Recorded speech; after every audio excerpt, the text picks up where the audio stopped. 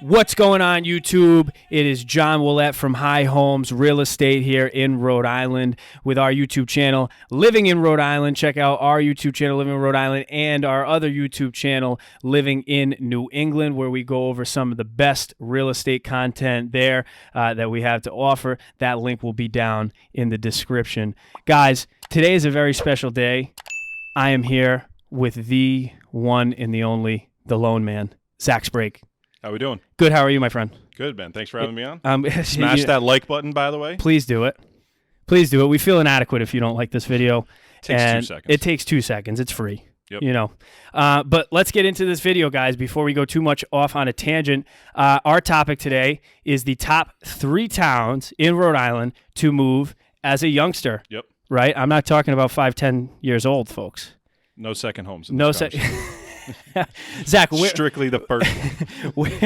where are we moving? First home. So anyone that's been around Rhode Island, we kind of know that Providence, the capital, is the central hub. It's Sure. where the most things are going on. So it's locating towns that are close enough to Providence where you can get the benefits of being able to go out, experience the city, things like that, but not pay the prices associated with living in Providence. Sure. There are a lot of multi-units there. You're going to be paying some pretty high prices. Mm-hmm. So looking at the first one, I would think Johnston might be a great option for you, where Cool. you're close enough. I mean, it's what, 10, 15 minutes away? Yeah. Pretty much everything in Rhode Island is 10 to 15 minutes Unless away. you're in Richmond. That's true. You're not close to anything. Charlestown, not close either. But Johnston. Yep. Tell me a little bit more about Johnston. We've got Route 6. That leads right into Providence. Yep.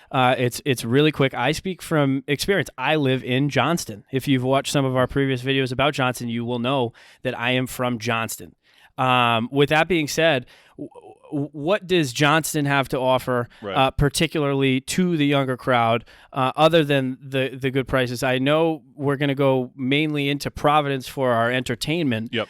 But give me some more. Plug Johnston a little bit. Yeah, so it's a great combination of it's city. There's some local businesses. There's some local places to grab food and things like that. But it's close enough to the highway where you can just grab it quick and go to a bunch of different locations. Yeah. Which for me personally has always been important. Like I grew up in Scituate, Mm-hmm. which in my opinion, was a little too far away from the highway, a little too far to go grab Sure. groceries and things like Yeah. that. So Johnston is a great mix of you feel like you're in a town, you have that community vibe, you have those local shops, but you're also close enough to everything else where you can just grab the highway, grab that Route 6 quick and be able to go out there. What do you think of Johnston? So as somebody that's lived here or there my whole life, I've watched Johnston change. Okay. I've watched Johnston go from, a very quiet town. Yep.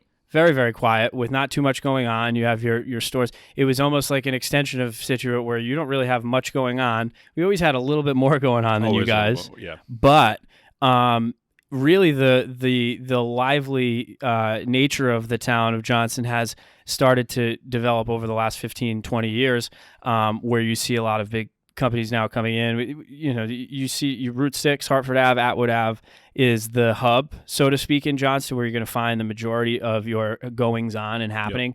Yep. But Johnston, is going to be good if you're going to want to have your home values stay pretty much in a static area. Obviously, we're going to account for the market in general, but I've seen Johnston kind of stay a little bit more reasonable versus the rest of the market. Yeah, there's definitely some great house prices for first-time home buyers when they're looking in the 200, 300 range. There's some condos over there as well that might be under 200.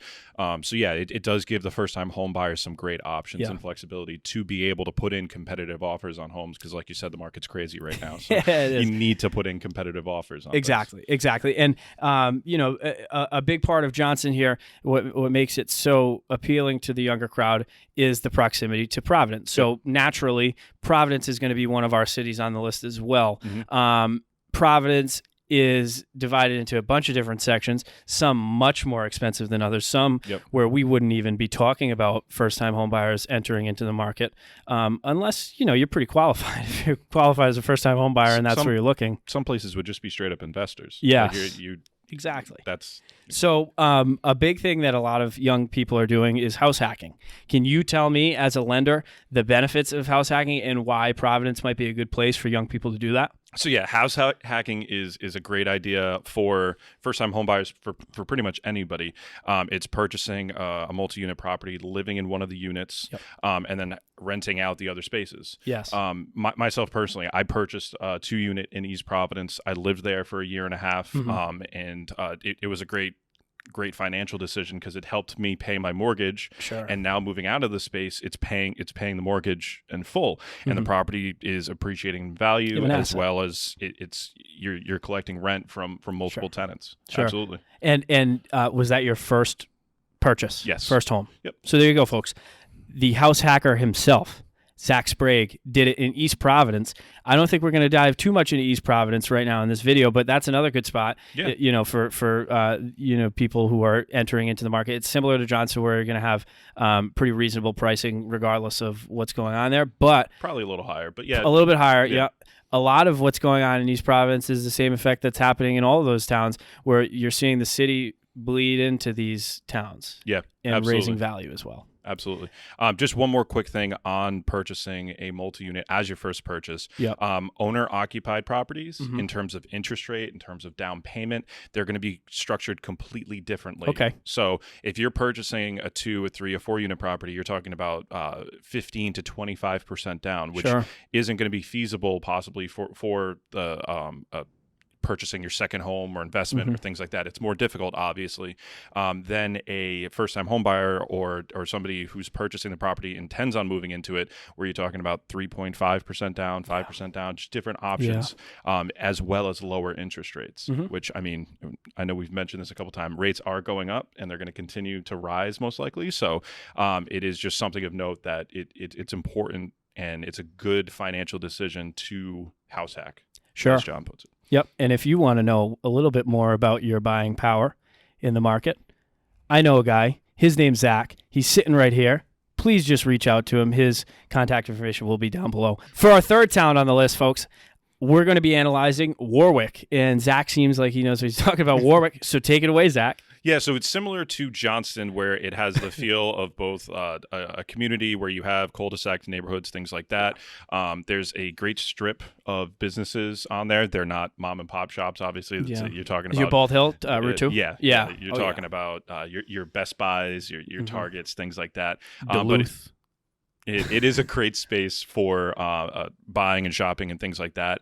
And it is very close to the highway, where you can just grab that, go into Providence. It takes about 10, 15 minutes, except if it's 9 o'clock in the morning or 5 o'clock at night, at which point in time you're going to be waiting a very, very long time to get into Providence. Yep, that's right. But you're young. Tough. You've got your whole life ahead of you. Throw on a podcast. Just listen to it. Listen to us. Yeah, exactly. Turn on some Living We have Rhode more Island. videos, by the way. Do we? We do. Where do they find them? You just scroll right down. What do they have to do It's first? actually right next to the like button. Subscribe. And the subscribe They button. always need to subscribe. If you don't subscribe, then you're really missing out. It's true. Folks, we've wrapped up a little bit of what we think to be the greatest area for our youngsters moving into Rhode Island. Folks, this is just our opinion here. Yep. We are not, well, we are the experts. We're the authority. But with that being said, if you have any suggestions as to what you think might be a better option for youngsters, please leave it down below in the comments, because we want to get the conversation going with you. We'd love to hear from you. If Rhode Island is a point of interest where you are thinking of moving and you are a first-time home buyer, we'd love to help you out. I'm sure this guy would love to answer any questions on the financial end. Guys, this has been a video from Living in Rhode Island. Thanks for watching. We'll see you next time. Have a good one, guys. Hey, if you like this content, watch this video right here and subscribe over here.